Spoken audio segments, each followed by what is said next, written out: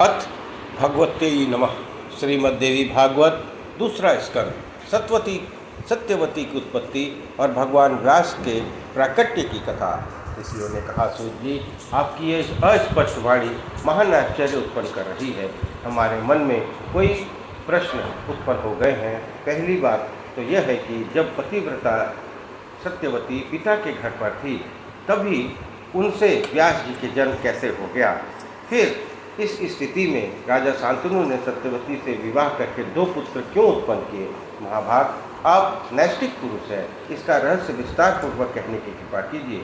सूर्य जी कहते हैं, जो आदि शक्ति हैं तथा जिनकी कृपा से चतुर्वर्ग अर्थ, धर्म, काम और मोक्ष सभी सुलभ हो जाते हैं, उन परमा शक्ति को प्रणाम करने के पश्चात इस पुराण संबंधी पावन प्रसंग का मैं वर्णन करूंगा। विशेषता यह है कि भगवती जगदम्बिका का वांग्मय बीज मंत्र इसी बहाने ही मानव के मुख से निकल जाता है तो उसे अविचल सिद्धि प्राप्त हो जाती है। अतः सभी का प्रथम कर्तव्य है कि सभी कामनाओं की सिद्धि के लिए उसी बीज मंत्र से भली भांति भगवती जगदम्बिका का निरंतर चिंतन करें, क्योंकि मनोरथ पूर्ण करने में ही ये सदा तत्पर रहती हैं। एक धार्मिक एवं सत्य प्रतिज्ञ उपरिचर नामक राजा थे। चेदी देश में उनकी राजधानी थी। उनके पास प्राचुर धन था।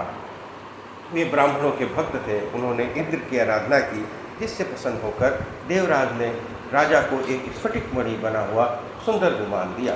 राजा उपरिचर उस दिव्य विमान पर चढ़कर सर्वत्र विचरने लगे।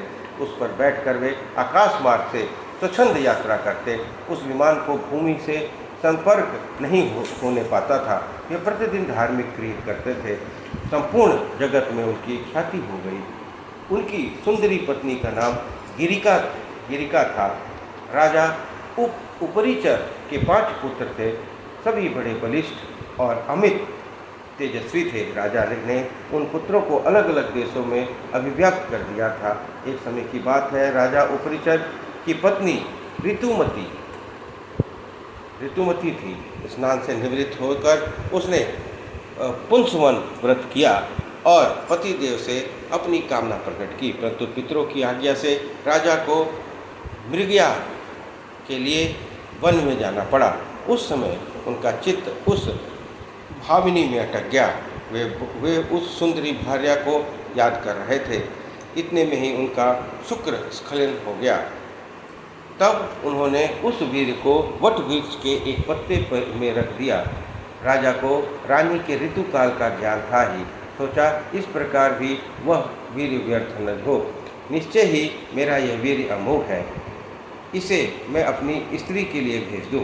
इस प्रकार विचार कर पहले तो उस वीर को उन्होंने अभिमंत्रित किया, फिर वट पत्र के दोने में उसे रखा। पास ही एक बाज पक्षी था। राजा ने उससे कहा, महाभाग, तुम इसे लेकर मेरे घर जाओ। सौम्य, इसे घर पर ले जाकर मेरी प्रिय सी भार्या गिरिया को तुरंत दे देना। आज उसका ऋतुकाल है। सूत जी कहते हैं, इस प्रकार कहकर राजा उपरिचर ने वह वीर्य वाला दोना बाज को दे दिया। तदंतर उड़ने की कला में अच्छी तरह जानने वाला पक्षी ने पुटक उठाया और तुरंत आकाश में उड़ चला।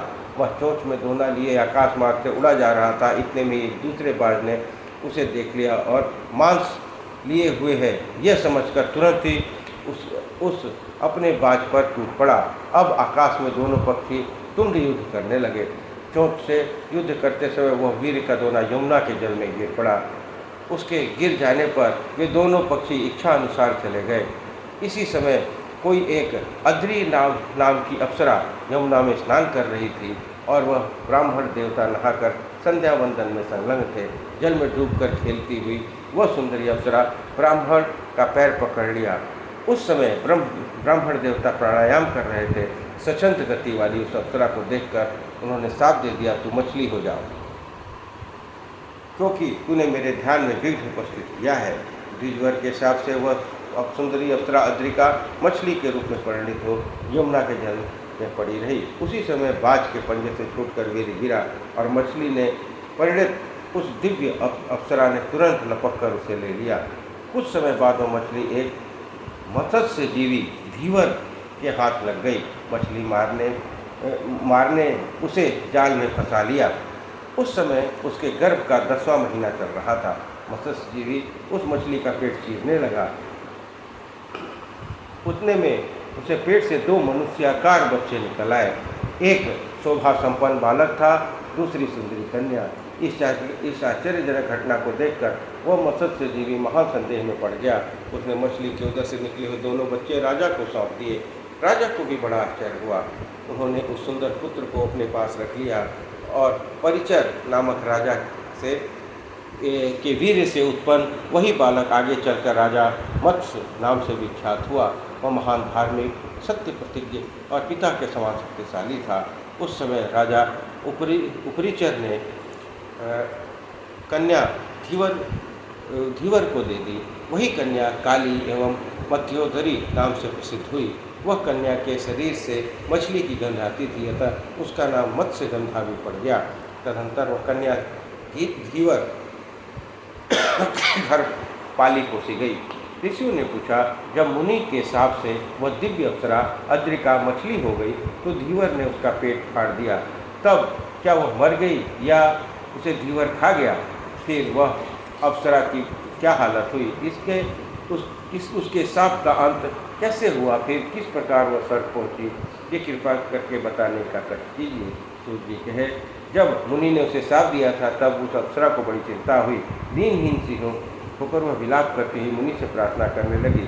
मुनि बड़े दयालु थे। रोती हुई स्त्री से कहा, कल्याणी शोक मत करो, शाप मुक्ति के समय मैं तुम्हें बता देता हूँ। सुबह मैंने क्रोधवश आवेश में तुम्हें शाप दिया है, तो मछली की योनि में चली जाओगी। फिर तुम्हारे पेट से 2 मानव बच्चे उत्पन्न होंगे, तब तुम्हारा शाप उद्धार हो जाएगा। इस प्रकार ब्राह्मण के कहने पर वह अप्सरा मछली होकर यमुना के जल में समय बिताने लगी। दोनों बच्चों के जन्म लेने के पश्चात उसके प्राण पखेरु उड़ चले, उसका शाप से उद्धार हो गया। फिर वह अप्सरा मछली के रूप का परित्याग करके देव रूपी सुंदरी स्त्री बनकर स्वर्ग में चली गई। यूँ मत्स्यगंधा नामक वह सुंदर कन्या का जन्म हुआ। धीवर के घर पलकर वह सयानी हो गई। जब वह मत्स्यगंधा युवावस्था में प्रविष्ट हुई तब उसकी सुंदरता निखर उठी। युवराज को जो कुछ काम था उसी को किया करती। सूत जी कहते हैं, एक समय की बात है, महान तेजस्वी मुनिवर पराशर जी तीर्थ यात्रा कर रहे थे। घूमते हुए यमुना के पावन तट पर आए। उस समय नाव खेने वाला केवट भोजन कर रहा था। धर्मात्मा पराशर जी ने उससे कहा, तुम नाव से मुझे यमुना के उस पार पहुंचा दो।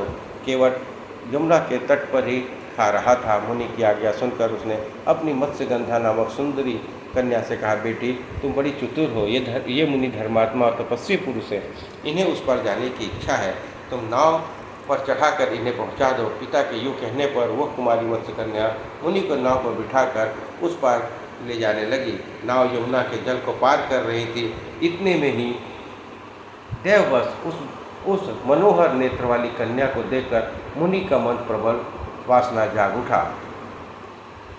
उसने दाहिने हाथ से उसका दाहिना हाथ पकड़ लिया। तब वह सुंदरी कन्या मुनि से कहने लगी, आपका कुल उत्तम है, आप क्षत्रिय ब्राह्मण हैं और आपने तप किया है। क्या मैं आपके अनुरूप हूँ? आप वशिष्ठ जी के वंशज हैं। आप अत्यंत कुलीन और सदाचारी पुरुष हैं। धर्म के रहस्य को जानने वाले मुनि जी, आप मुझे पाने की इच्छा क्यों कर रहे हैं? टीचर, जगत में मनुष्य का जन्म मिलना बड़ा दुर्लभ है। इस समझ से उसमें भी सबसे दुर्लभ बात यह है मनुष्य होकर ब्राह्मण कुल में उत्पन्न होना। विप्रवर, आप कुल, शील, स्वाध्याय आदि सभी सद्गुणों से संपन्न एक उत्तम ब्राह्मण है। आपको धर्म की पूरी जानकारी है। मेरे शरीर को मछली की दुर्गंध निकला करती है। मुझे देखकर आप में यह कुसित भाव कैसे उत्पन्न हो गया? उसने मन ही मन सोचा, यह ब्राह्मण वस्तुतः बड़ा मूर्ख है, पर यहाँ है भी कौन जो इसकी इच्छा के विरुद्ध काम कर सके? यूँ विचार कर मत्स्यगंधा ने मुनिवर पराशर से कहा, महाभाग धैर्य रखिए, मैं अभी उस पार चलती हूँ। सूत जी कहते हैं, नौका जब उस पार चली गई उसने यह बात कही, मुनिवर मैं दुर्गंधा हूँ, दोनों समान रूप वाले हैं, तभी संभोग होने पर सुख मिलता है। मत्स्यगंधा के इस प्रकार वचन निकलते ही पराशर जी ने अपने तपोबल से उसे कस्तूरी की गंध वाली बना दिया और वह सुगंध 4 कोस तक फैल गई। तब मुनि से वह योजन गंधा कल्याणी सत्यवती कहलाने लगी। मुनिवर, यह जन समाज देख रहा है और उस तट पर मेरे पिताजी भी हैं। यह पाश्विक कर्म बड़ा भयंकर है। मनुष्य को रात के समय ही इसे करना चाहिए, दिन में करना निषिद्ध है, ऐसी शास्त्राज्ञा है। महाबुद्धे, अभी अपनी इच्छा रोके रहिए। जगत में असहनीय अपवाद फैल जाएगा। इस प्रकार सत्यवती के युक्तिपूर्ण वचन सुनकर महान विचार से पराशर ने उसी क्षण उसे पुण्य के प्रभाव से कोहरा उत्पन्न कर दिया। कोहरा उत्पन्न हो जाने पर तट पर अंधेरा छा गया। तब सत्यवती के कोमल वाणी में मुनि ने यह वचन दिया, प्रियवर, मैं कुंवारी कन्या हूँ, आप तो इच्छा अनुसार चले जाएंगे। ब्राह्मण आपका वीर व्यर्थ नहीं हो सकता, फिर मेरी क्या गति होगी? मैं यदि गर्भवती हो गई तो पिताजी से क्या कहूँगी? फिर मेरे लिए क्या कर्तव्य होगा, बताने की कृपा करें। पराशर जी ने कहा, प्रिय, मेरा प्रिय कार्य करने पर करने पर भी तुम कन्या ही रहोगी। भामिनी, तुम्हें और भी जो अभीष्ट हो वो हमारा मांग लो। सत्यवती ने बोला, सम्मान प्रदान करने वाले मुनि जी, आप ऐसी कृपा कीजिए जिससे जगत में मेरे माता पिता इस रहस्य को न जान सके, मेरा कन्याव्रत भंग न हो पाए। द्विजवर, मेरे अब आपके समान ही अत्यंत अद्भुत शक्तिशाली पुत्र उत्पन्न हो। मेरी यह सुगंधा सदा स्थिर रहे, मैं सदा नवयुवती बनी रहूं। पराशर बोले, सुंदरी सुनो, तुम्हारा पुत्र भगवान विष्णु का अंश होगा, त्रिलोकी में उसकी प्रसिद्धि होगी। प्रिय, किसी अदृष्ट कारण से अभिट प्रभाव से ही मैं तुम पर आसक्त हुआ हूँ। वराना ने आज से पहले कभी मेरा मन किसी पर नहीं लुभाया था। सुंदरी अप्सराएं मेरे सामने आई, उन्हें देखकर भी मैंने कभी धैर्य का बांध नहीं टूटने दिया। तुम समझ लो, इसमें अवश्य कोई रहस्यमय कारण छिपा है, अन्यथा तुम दुर्गंधा को देखकर मैं कैसे मोहित हो जाता। प्रसन्न वदन ने, तुम्हारा पुत्र पुराणों का रचयिता होगा, वेद के रहस्य को समझकर उसे 4 भागों में बांट देगा, तीनों लोकों में उसकी प्रतिष्ठा सुस्थिर होगी। सूत जी कहते हैं, मुनिवर के यूँ कहने पर सत्यवती अनुकूल हो गई। तत्पश्चात यमुना के जल में स्नान करके मुनिवर वहाँ से तुरंत पधार गए। सत्यवती भी पिता के घर लौट आई। उसी क्षण उसे गर्भ रह गया। समय अनुसार सत्यवती ने यमुना के द्वीप में एक पुत्र उत्पन्न किया। वह बालक जान पड़ता था मानो कोई दूसरा कामदेव हो। वह तेजस्वी पुत्र उत्पन्न होते ही बढ़ गया और अपनी माता से कहने लगा, माँ, मुझ में असीम शक्ति है, मन को तपोनिष्ठ बनाकर ही मैं गर्भ में प्रविष्ट हुआ था। अब तुम इच्छानुसार जा सकती हो, मैं भी तपस्या करने जाता हूँ। महाभागे, तुम जब याद करोगी तभी सामने आ जाऊंगा। माता जी, कभी तुम्हारे सामने अत्यंत कठिन परिस्थिति आ जाए तो मुझे स्मरण करना, मैं उसी क्षण सेवा में उपस्थित हो जाऊंगा। माता, तुम्हारा कल्याण हो, मेरे जाने में विलम्ब हो रहा है, तुम चिंता छोड़कर आनंद से समय व्यतीत करो। इस प्रकार कहकर ब्रह्मा जी, व्यास जी वहाँ से चले गए। सत्यवती भी अपने पिता के घर चली आई। सत्यवती ने यमुना द्वीप में व्यास जी को जन्म दिया। इसी से व्यास जी द्वैपायन नाम से विख्यात हो गए। हे भगवान विष्णु के अवतार हैं, अतः प्रकट होते ही प्रौढ़ हो गए। उन्होंने प्रत्येक तीर्थ में स्नान किया और उत्तम तपस्या की। इस तरह पराशर जी की कृपा करने पर व्यास जी प्रकट हुए। कलयुग आ गया, यह जानकर उन्होंने वेदों की शाखाएँ बनाई। वेदों का विस्तार करने से उनका नाम वेद व्यास पड़ गया। पुराण संहिताएँ और श्रेष्ठ महाभारत सब उन्हीं की रचनाएँ हैं।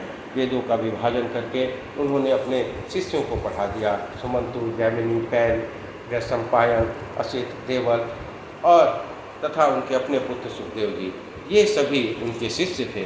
सूत जी कहते हैं, मुनिवरों, सत्यवती एवं व्यास जी के पवित्र जन्म में ये ही सब कारण है। महाभाग मुनियों, इनकी उत्पत्ति के प्रसंग में कोई संदेह नहीं करना चाहिए। महान पुरुषों के चरित्र की समालोचना करना अनुचित है, न उनके सभी आचरणों का अनुकरण ही करना चाहिए। मुनिवर, पराशर जी के गुण ही ग्रहण करने योग्य हैं। पराशर जी धर्मज्ञ पुरुष हैं। जिस काम को निश्चित करते हैं उसमें उनकी प्रवृत्ति होने की क्या संभावना थी, परंतु व्यास जी प्रकट होने वाले थे, यही उस कार्य में कारण छिपा था। आश्चर्यजनक इस प्रसंग को मैंने तुम्हें कह सुनाया है। जो पुरुष इस पवित्र उत्तराखंड को सोता है उसकी दुर्गति नहीं होती, वो सदा सुखी रहता है। इस प्रकार श्रीमद् देवी भागवत महापुराण स्कंद दूसरा अध्याय 1 और 2 संपन्न हुआ। बोलिए दुर्गा माता की जय।